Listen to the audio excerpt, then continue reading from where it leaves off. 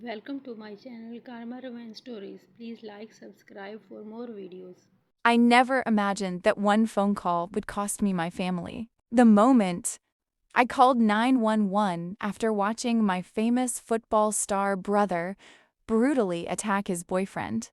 My parents turned on me instead of him. They threw me out of the house and told everyone I had ruined their lives. What they did not know was that I had secretly saved every message, every payment, and every recording proving my brother had paid the victim to stay silent. When the truth finally came out, the family that protected him lost everything in one devastating day. Stay until the end because the final courtroom moment changed every single life forever. The voice you selected does not support this language. Please click the upper right corner to switch to another voice. I was always the invisible child in my family. My older brother Ethan was the golden boy. He was the captain of his football team. Everyone in town loved him. Coaches praised him. Local newspapers called him a future star. My parents believed he could do no wrong. Every family dinner revolved around his achievements. Every holiday became another celebration of his success. If I accomplished something, it was ignored. If Ethan made a mistake, it was excused. Growing up, I convinced myself this was normal. I believed someday my parents would finally see me as their child instead of living in my brother's shadow. That day never came. Everything changed one Friday night. Ethan invited his boyfriend Ryan over while my parents attended a charity event. At first, everything seemed normal. They laughed, watched television, and ordered food. About an hour later, I heard shouting. Then I heard something crash. I ran upstairs. The bedroom door was half open. What I saw froze me. Ryan was trying to leave while Ethan blocked the doorway. They argued loudly. Suddenly, Ethan pushed him into the wall. Ryan fell to the floor. He begged Ethan to stop. Instead, Ethan hit him again. I immediately called 911. Ryan escaped the room while Ethan screamed at me for making the call. Minutes later, police officers arrived.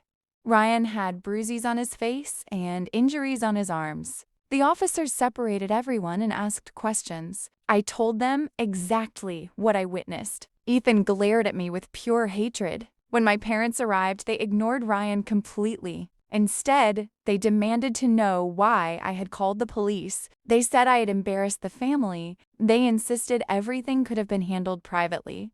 The next morning, they packed my clothes into garbage bags. My father placed them on the front porch. My mother looked me in the eyes and said if I cared about this family, I would have stayed quiet. They slammed the door. I was homeless. I stayed with my aunt who believed me without hesitation. Weeks passed. Everyone in town believed my parents. They claimed I was jealous of Ethan. Friends stopped answering my calls. Neighbors looked away whenever they saw me. Then, something unexpected happened. Ryan contacted me. I thanked me for saving him. During our conversation, he admitted something shocking. After the assault, Ethan had offered him a large amount of money to stay silent. Ryan refused.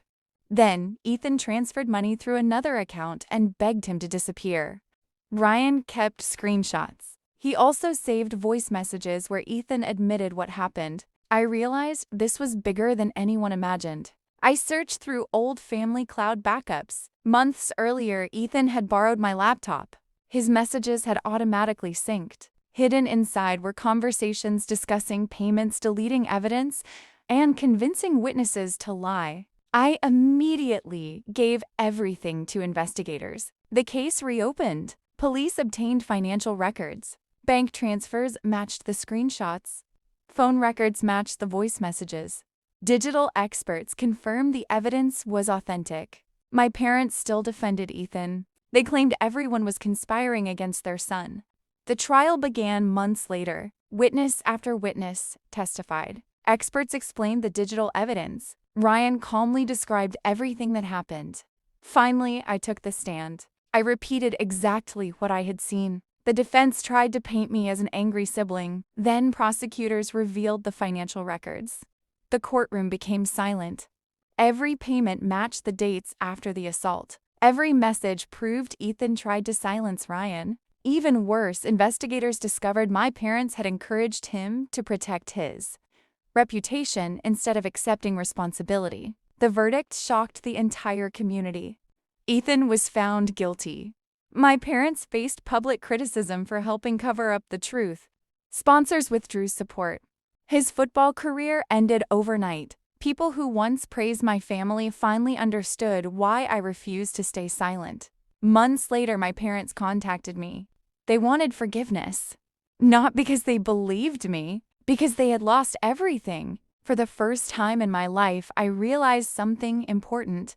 Protecting the truth may cost you relationships, but protecting lies costs even more. I chose peace instead of revenge. I rebuilt my life. I finished school. I found people who valued honesty over appearances.